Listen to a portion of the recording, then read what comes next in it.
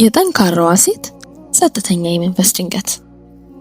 ሰዎች ጠንካራ እንደሆንኩ ያስባሉ፣ እንደ ማመስገኛ ነው የሚሉት። ሁልጊዜ የተረጋጋሽ ነሽ፣ ነገሮችን በጥሩ ሁኔታ ታስተናግጃለሽ፣ አትሰበሪም። እኔም አንገቴን ሰበር አድርጌ ፈገግ አልኩ። ማዕረጉን እቀበላለሁ። ነገር ግን ማንም የማያውቀው ነገር አንዳንድ ጊዜ ጥንካሬ እንደ ጎጆ ይሆናል። ምክንያቱም ጠንካራዋ ስባል ለመፈራረስ ፍቃድ አጣለሁ።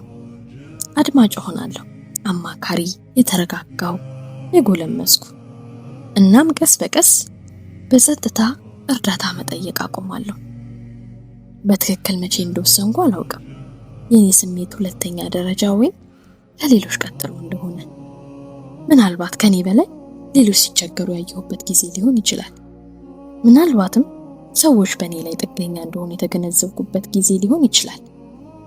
ምናልባት ተጋላጭነት ሰዎችን ምቾት እንደማይሰጣቸው የተማርኩበት ጊዜ ሊሆን ይችላል። በዚህም መረጋጋትን ተለማመዱ። ሳልንቀጠቀጥ እንዴት መናገር እንዳለብኝ ተማርኩ። ባዶነት ሲሰማኝ እንዴት ፈገግ ማለት እንዳለብኝ፣ ስደነዝዝ እንዴት መስራት እንዳለብኝ። ጭንቀት ሁልጊዜ በአንድ ክፍል ጥግ ላይ ያለ ጨለማ አይደለም። አንዳንድ ጊዜ ምርታማነትን ይመስላል፣ አንዳንድ ጊዜ ደግሞ ስኬት ይመስላል፣ ሌላ ጊዜ ደግሞ በጣም ጥሩ ናይላት ሊያስብልም ይችላል። እና በውስጤ ቀስ በቀስ እየሰመጥኩ እንደሆነ ይሰማኛል። ከባድ እንቅልፍ የሚወስደኝ ቀናት አሉ እና ለምን እንደሆነ አላውቅም። ምንም አስገራሚ ነገር አልተከሰተም፣ አደጋ የለም። ደረቴን የሚጭን ጸጥ ያለ ክብደት ብቻ። እናም ራሴን ጠይቀዋለሁ፣ አላህ ብዙ ነገር ሲሰጠኝ ለምን እንደዚህ ይሰማኛል? ከዚያም የጥፋተኝነት ስሜት ሐዘኑን ይቀላቀላል። ምክንያቱም ቃሉን አውቀዋለሁ፣ ብታመሰግኑ በእርግጥ እጨምርላችኋለሁ። አመስጋኝ ለመሆን እሞክራለሁ። ነገር ግን ምስጋናና ሐዘን አብረው ሊኖሩ ይችላሉ። አመስጋኝ ነኝ፣ እናም ግን ደክሞኛል አምናለሁ። አንዳንድ ጊዜ እንዳጠፋው አምናለሁ። ይህን አይነት ስሜት ታዲያ ግራ ያጋባኛል። ሌሊት የምሰግድባቸው ምሽቶች አሉ፣ ስጁድ ከወትሮ የበለጠ ረጅም የሚሆንበት። በእምነቴ ጠንካራ ስለሆንኩ ሳይሆን ተነስቼ ሐሳቤን መጋፈጥ ስለማልፈልግ ነው። ማንም እንደማይሰማኝ በዝምታ አለቅሳለሁ። ምክንያቱም እንዴት እንደሚሰማኝ በገልጽ ሰዎች ጠንካራ እኮ ነሽ፣ ደህና ትሆኛለሽ እንዳይሉኝ እፈራለሁ። ምናልባትም ችግሩ ይህ ሊሆን ይችላል፣ ለረጅም ጊዜ ደህና ሆኜ መኖሬ።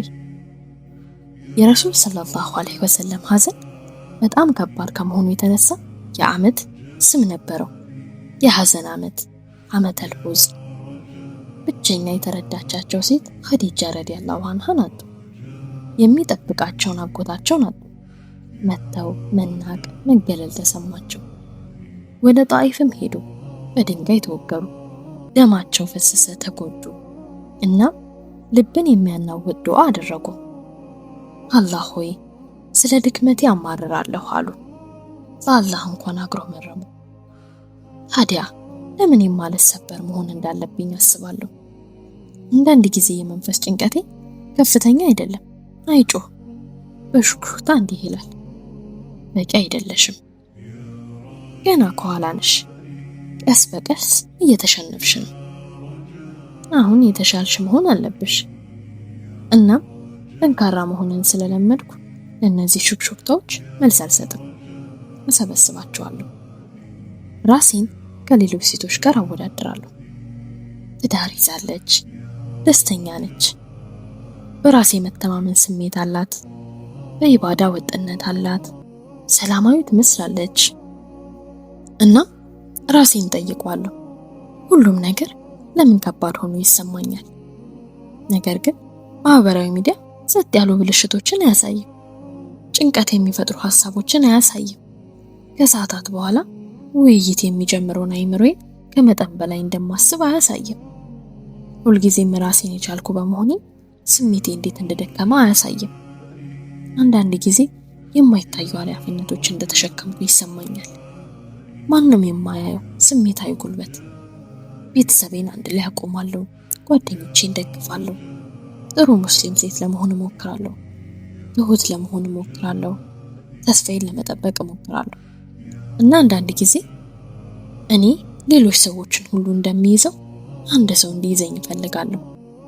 ከዚያም ይህንን ሳስብ አንድ የአላህን ቃል አስታውሳለሁ። አላህ በባሮቹ ሩህሩህ ነው፣ ገር ጨካኝ አይደለም፣ ከአቅም በላይ አይጠይቅም። አላህ ለእኔ ካደረገልኝ በላይ ለራሴ ጨካኝ ሆኜ እንደነበር አስባለሁ። ተውበት ካደረኩም በላይ ቢሆን ራሴን እቀጠዋለሁ። በአይምሮዬ ያለፉ ወንጀሎቼን እደጋግማለሁ፣ ልክ አላህ እስካሁን እንዳልሰረዛቸው እያሰብኩ። ነገር ግን አላህ ይህንን ብሏል፣ ከአላህ እዝነት ተስፋ አትቁረጡ። ሆኖም ግን አንዳንድ ጊዜ በራሴ ተስፋ ቆርጣለሁ። የመንፈስ ጭንቀቴ ዝም ይላል፣ ምክንያቱም ከፉክክሬ ጀርባ ስለሚደበቅ። አሁንም አሳያለሁ፣ አሁንም እሰራለሁ፣ አሁንም ኃላፊነቶችን እወጣለሁ። ግን በውስጤ ሁል ጊዜ መጽናናት ሰልችቶኛል። ጥንካሬ መጨቆን እንዳልሆነ እየተማርኩ ነው። ጥንካሬ መገዛት ነው። ጥንካሬ ይህንን ይላል፣ ያ አላህ ይህንን ብቻዬን መሸከም አልችልም። ጥንካሬ ማለት ራሴን ደካማ አድርጌ ሳልቆጥረው እንዲሰማኝ ማድረግ ነው። ጥንካሬ ማለት አስፈላጊ ከሆነ ሕክምና መፈለግ ማለት ነው። ጥንካሬ ማለት ድጋፍ መጠየቅ ማለት ነው። ጥንካሬ ማለት ያለ ኀፍረት በስጁድ ውስጥ ማልቀስ ማለት ነው። ምክንያቱም እምነት የአይምሮ ትግልን አይሰርዝም፣ የአይምሮ ትግልም እምነትን አይሰርዝም።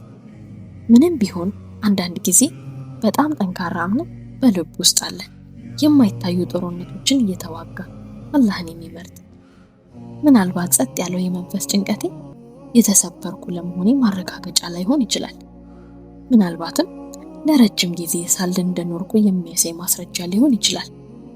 ምናልባትም አላህ በከባዱ ትግሌ ተስፋ አልቆረጠም።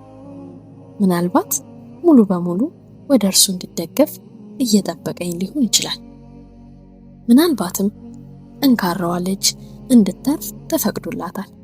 ስላልተሳካላት አይደለም፣ ነገር ግን በመጨረሻ ዓለምን መሸከም እንደሌለባት ነፍሷ ስለተረዳች። ያም ቢሆን እንኳን በአላህ እርዳታ